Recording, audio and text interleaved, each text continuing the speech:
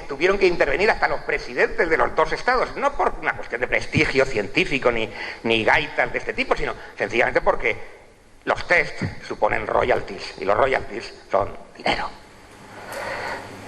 no por otra cosa. 37 profesionales de la medicina han firmado, de la medicina legal y de la investigación, enviaron una carta a la superortodoxa revista Science instando a retirar formalmente los 4 documentos de Gallo que afirman que el VIH causa el SIDA, porque esos documentos estaban mal hechos y las conclusiones estaban falsificadas.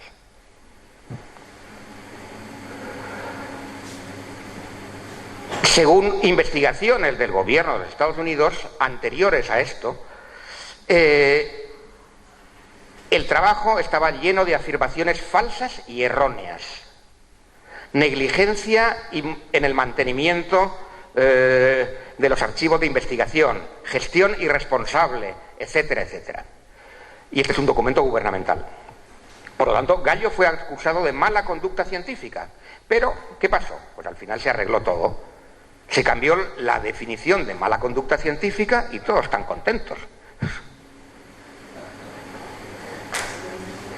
Bien, en el caso del 11 de septiembre tenemos la misma falsificación de pruebas. Por ejemplo, aquí tenemos los fragmentos, los grandes fragmentos del Boeing que se estrelló en el Pentágono, que no habéis visto por ninguna parte en las fotos que os he enseñado, por cierto, y veis como los servicios del gobierno sistemáticamente van rastreando todo el terreno para coger la mínima parte de lo que fuera que se estrelló. Es decir, confiscación de restos y de pruebas. La única cámara del Pentágono, de las 80 que hay, la única filmación que se dio años después, veis aquí el avión claramente llegando, ¿no? Todas las demás fueron confiscadas las cintas, incluso las de los hoteles cercanos y las de las gasolineras cercanas. Ocultación de pruebas. Las vigas, que como veis es una prueba importante, inmediatamente se mandaron a China.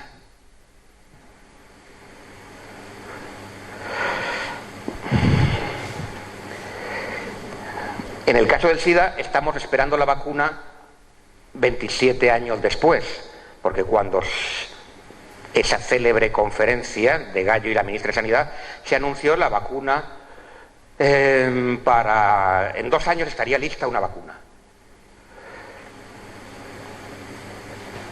27 años después la esperamos.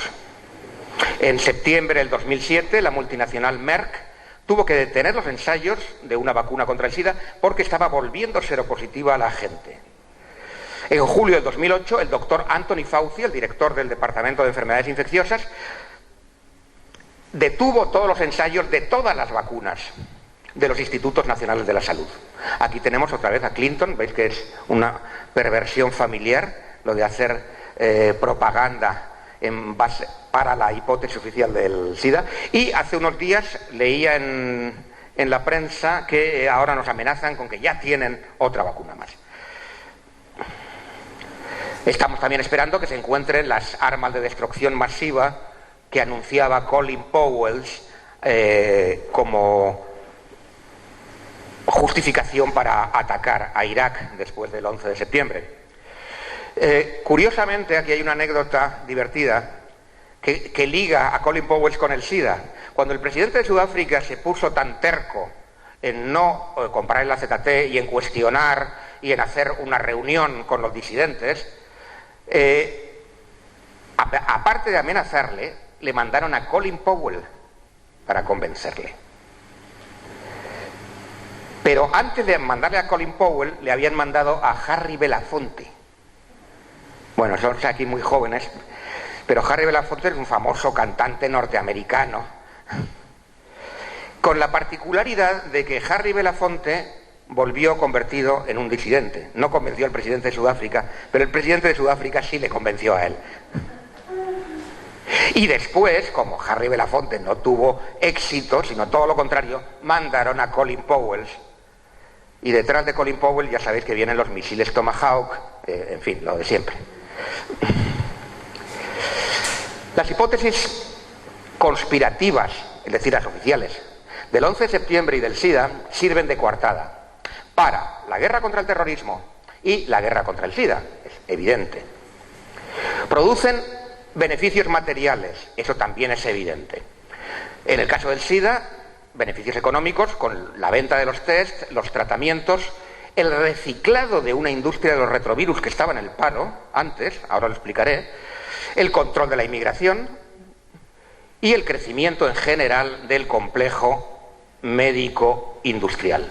En el caso del 11 de septiembre, permite invadir países ricos en hidrocarburos, por ejemplo Irak, o que son autopistas energéticas para que pasen los hidrocarburos, por ejemplo Afganistán, o que tienen otros recursos. Y, naturalmente, igual que en el caso del SIDA, el crecimiento del complejo militar industrial,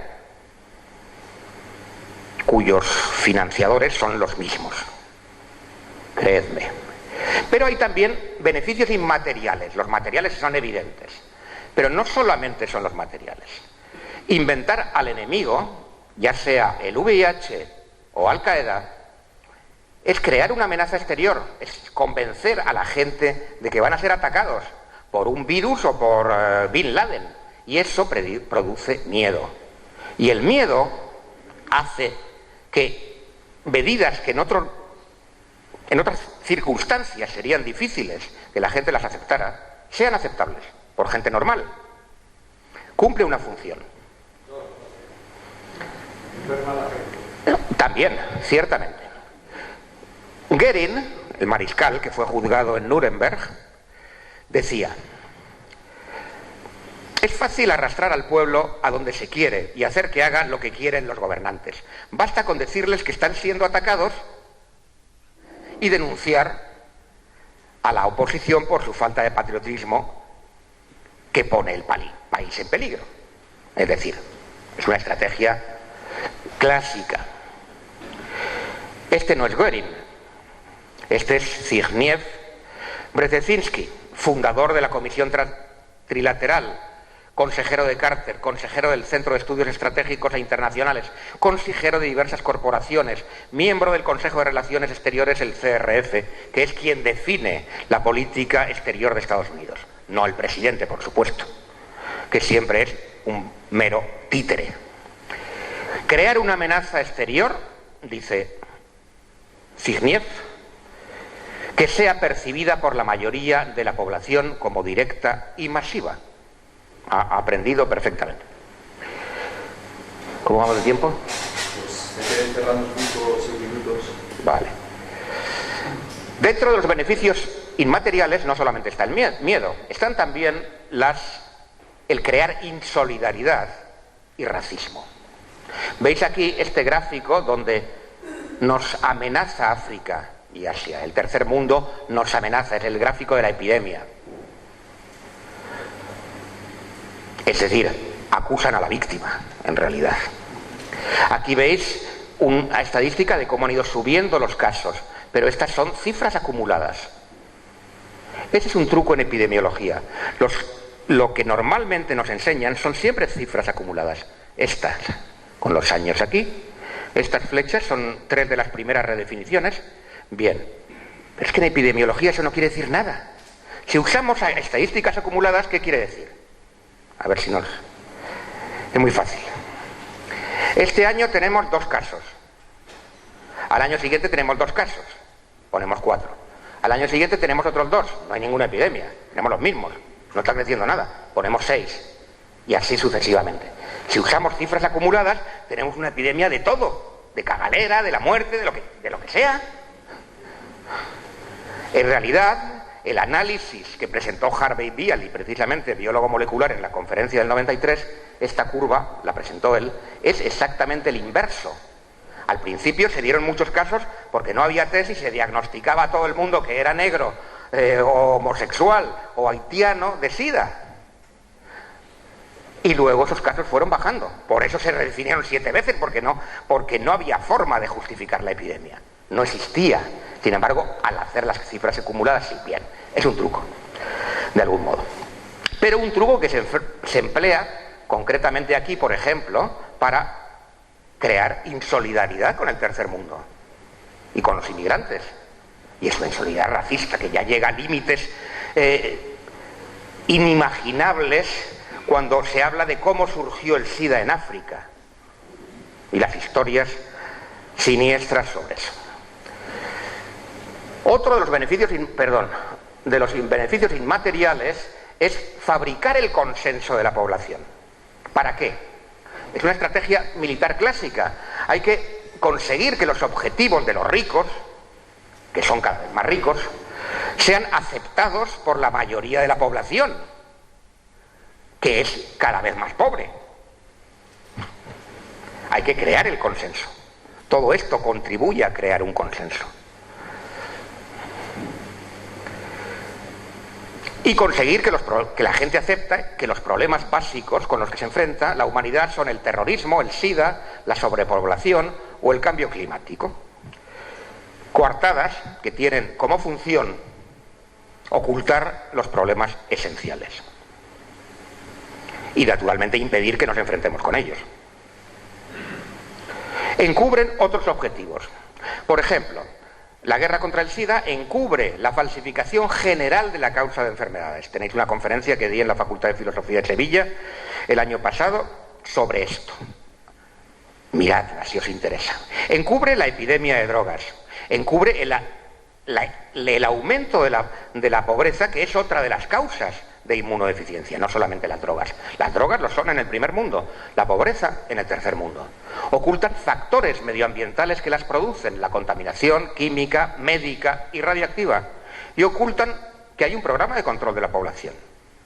La guerra contra el terrorismo, imposición de la ley patriota, reducción de las libertades, control de la producción de droga como arma, y veis que estamos en lo mismo, consolidación del poder financiero de las multinacionales, imposición de un orden unilateral, Estados Unidos, OTAN, ocultación de la contaminación radiactiva, estamos en lo mismo, de las nuevas armas mal llamadas de uranio empobrecido y de nuevo control de la población. La coartada de los retrovirus. El programa para vencer el cáncer de Nixon en 1971, durante la guerra de Vietnam, es clave para entender lo que pasa. ¿Cómo se articula todo esto? Hay miedo, el cáncer está aumentando, y Nixon lanza un programa para vencer al cáncer. Bueno, pues todo el mundo da dinero, todos están contentos, porque cada vez hay más cánceres. Estamos en 1971. Pero el programa se centra en la investigación de los retrovirus como posibles agentes causales. ¿Por qué? Bueno, no tenemos mucho tiempo para hacerlo interactivo, así que os voy a dar la respuesta. Porque los retrovirus durante 30 años no han matado a las células que infectan. Para que un virus cause el cáncer, tiene que meterse dentro de la célula, volverla cancerígena y no matarla. Por eso se escogen a los retrovirus. Porque hasta el advenimiento de la historia del SIDA, los retrovirus nunca han matado a las células. Bien, el presupuesto en realidad no tenía como objetivo vencer al cáncer, sino culpar a los retrovirus del aumento del cáncer, que era evidente. Y sí